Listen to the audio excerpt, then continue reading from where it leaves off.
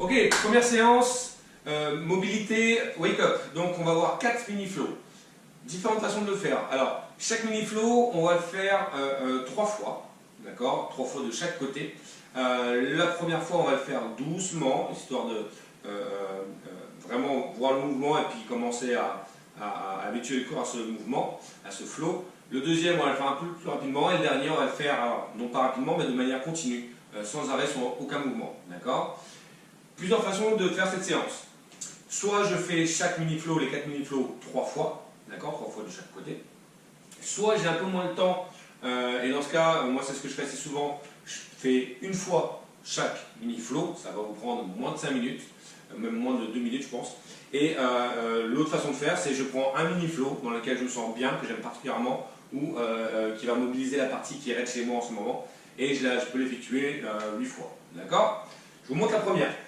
Je commence en position à 4 pattes, je vais passer en chien tête en bas. D'accord ? Donc, si vous êtes comme moi, arrête des ischio-jambiers, il vaut mieux fléchir un peu les jambes et avoir le dos droit avec la tête entre les mains, plutôt que d'être tendu comme ça, avoir le dos arrondi. Okay ?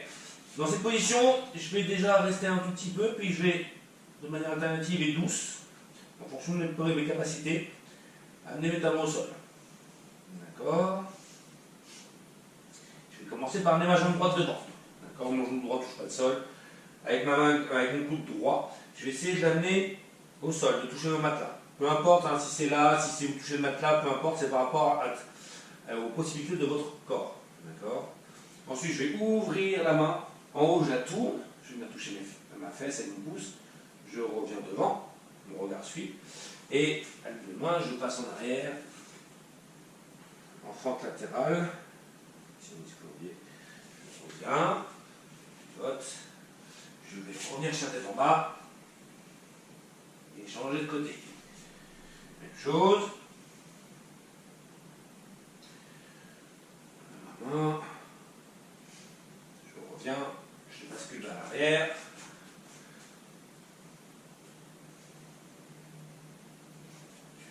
Ici. Chien tête en bas. Je peux rester encore une fois un petit peu ici si c'est confortable pour moi. Je vais commencer la séquence un peu plus vite. Allez, jambe droite devant. Hop. Vous avez remarqué vite fait que vous avez gagné un peu d'amplitude d'emblée.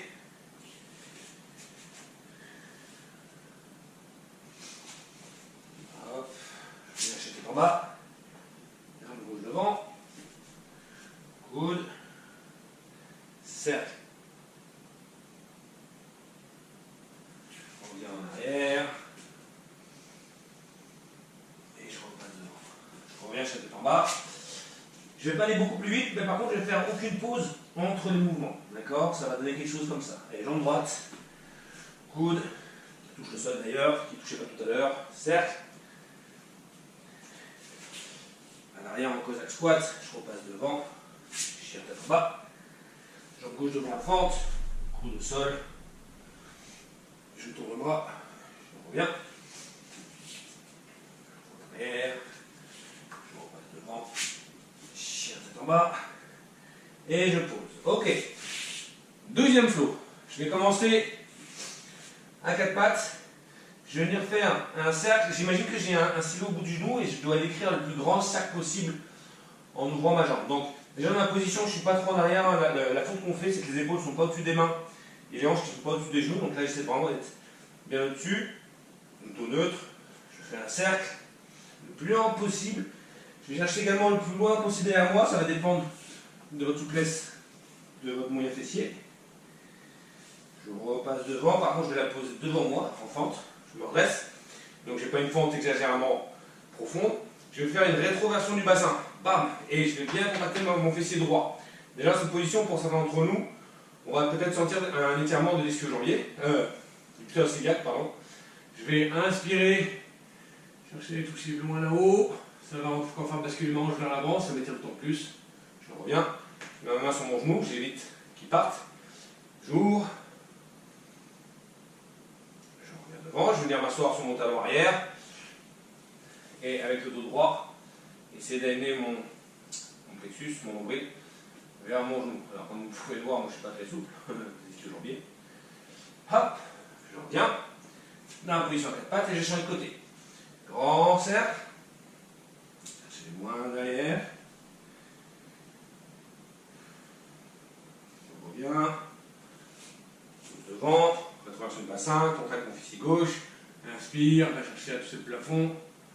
On revient. Pose la main. Ouvre. On revient. On s'assoit ici. Expire. Je reviens à quatre pattes. Deuxième fois, même chose, mais je vais un petit peu plus vite. Je décris un grand cercle. Je vais toucher loin derrière. Je reviens. Je pose la main, j'ouvre. Talon. Expire. Et je reviens. De l'autre côté.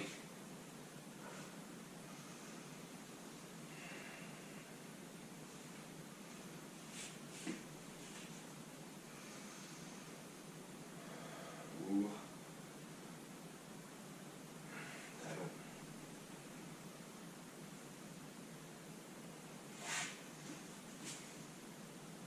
Dernière fois, cette fois-ci je fais plus de pause, mais je ne vais pas forcément faire une vitesse grand V. Je dois toujours contrôler le mouvement, hein. Si à un moment donné je vous dis stop, vous devez être capable de vous arrêter et de contrôler votre équilibre, votre mouvement.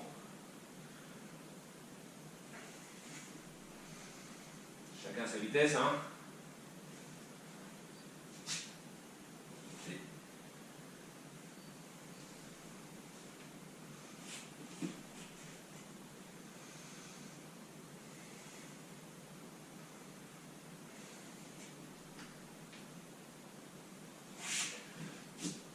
Et ok, on a terminé le troisième flow.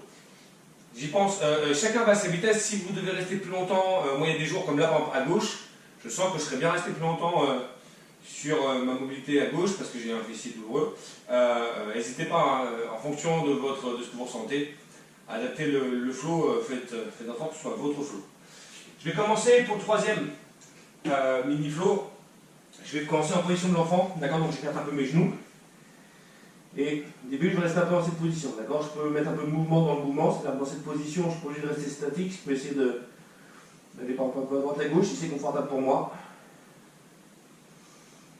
Ok, là je vais passer en cobra et pour y aller, je vais bien arrondir le dos, je vais faire ce qu'on appelle la vague. C'est-à-dire que je vais arrondir d'abord mes cervicales, mes dorsales, jusqu'au lombaire. Ici, dans cette position, je ne laisse pas mes épaules venir toucher mes épaules, au contraire, je les baisse vers le bas, je les tire vers l'arrière, j'ouvre au maximum ma colonne vertébrale, je peux contracter un peu mon fessier ici pour éviter d'avoir mal. Je vais regarder pareil sur mon épaule droite, chercher à regarder mon pied droit, mon talon droit, je reviens. Même chose à gauche. Je reviens ici au sol, je pose mon bras droit ici, je vais faire ce qu'on appelle le scorpion. Dans cette position, je peux m'aider avec cette main pour pousser. Et mon genou gauche, là, il va falloir l'ouvrir au maximum. Je ne laisse pas vers le bas, j'essaie de l'ouvrir au maximum et mon regard va vers le haut. Bien, je tends l'autre bras, même consigne. Je reviens au milieu, je prends mes bras à 45 degrés, je contacte avant mon fessier, je regarde bien le sol, je ne regarde pas devant moi, je décolle mes mains et je vais faire 3 tirages. 1, 2, 3, remarquez que mes bras sont le plus haut possible, je ne suis pas ici, il n'y a aucun intérêt de faire ça, j'essaie vraiment de tirer au plus haut possible. Je ouvre mes mains, c'est le troisième, je repars en vague. Je retourne sur ma position d'enfant. Allez, je recommence un tout petit peu plus vite.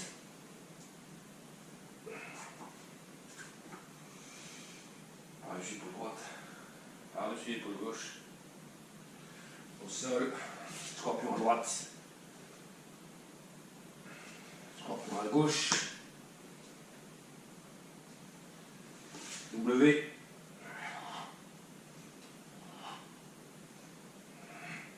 Mes mains, je repars en vague inversée. Ok, on va le faire une dernière fois. Cette fois-ci, je ne fais plus de pause sur les mouvements.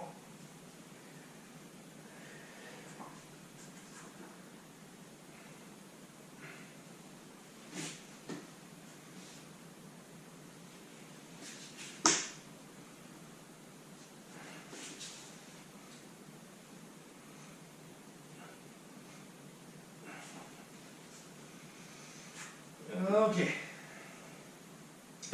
Pour le dernier mini-flow, on va avoir besoin d'un poids, tout dépend de la taille du poids. Moi je prends une kettlebell parce que je trouve ça facile. Celle-là elle est assez légère, elle fait 4 kg. 2 kg suffit. Si vous avez une haltère, ça marche aussi. Si vous avez une bouteille d'eau dans les 5, ça marche aussi. Pourquoi? À quoi ça va servir? Ça va servir à deux choses. Déjà, à accentuer peut-être un petit peu l'étirement parce que le poids va nous emmener, vous allez voir. Deuxièmement, à avoir un contrôle. On est obligé d'avoir un contrôle, surtout dans les positions un peu, on va dire, ce qu'on appelle le windmill avec la kettle. S'obliger à garder l'épaule bien droite dans la mobilité de l'épaule, éviter qu'elle penche en avant. D'accord? Donc, je vais commencer, alors, je suis en position assise. D'accord? Je vais commencer à aller à droite, donc je tiens ma kettlebell ou mon poids, ce que vous voulez, dans ma main gauche. Okay? Sans m'aider des mains, je vais venir en 90-90, d'accord? Boum. 90 parce que les deux joues sont en 90, ok? Je vais venir me lever sans m'aider de ma main. Dans cette position, je tends mon poids. Je vais venir poser ma main droite au sol et je vais venir amener ma hanche gauche vers là-bas.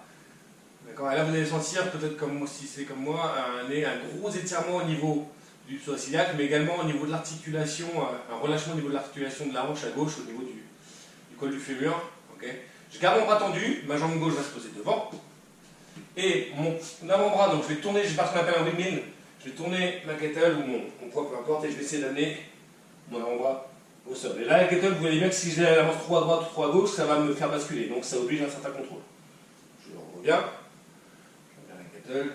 Je vais venir m'asseoir dans cette position directement. Je ramène la kettle. Je change de côté. Et je fais la même chose. 90. Je me lève. Je pousse ma kettle ou mon poids. Je bascule. En jouant vers l'avant, ma main gauche est au sol. Je passe à l'avant. Je fais mon windmill en regardant toujours ma bouteille d'eau ou mon poids. Je reviens. Je vais venir m'asseoir. Je vais la kettle en même temps. Et je vais recommencer de l'autre côté. Donc là, je vais pas forcément beaucoup plus vite, mais je vais pas m'arrêter dans la pause. Là, je ne vais pas faire de pause dans chaque position. Hop. Hop. Bascule. Hop. 1000. Touche. Essayez d'agripper votre cheville, ça sert à rien d'être là-bas. Si vous ne pouvez pas descendre plus bas que ça, c'est pas très grave. Bon, même pas du tout. Hop. Ça va dépendre de votre corps. Hop. Côté.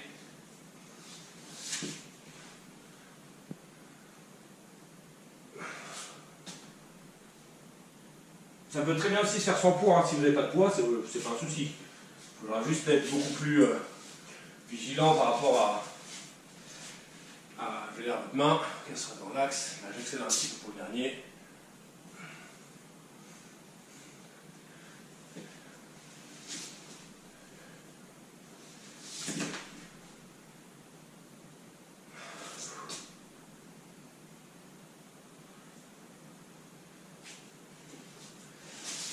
Et voilà, je vous encourage vraiment à les apprendre par cœur, parce que ça va vous permettre, c'est plus facile de le faire à son rythme quand on n'a pas de modèle à suivre. Et puis, avec les autres séances que je vais vous montrer, n'hésitez pas à faire comme moi, à créer vos propres flows. Des flows dans lesquels vous vous sentez bien, qui sont bien pour votre corps, pour vos besoins actuels.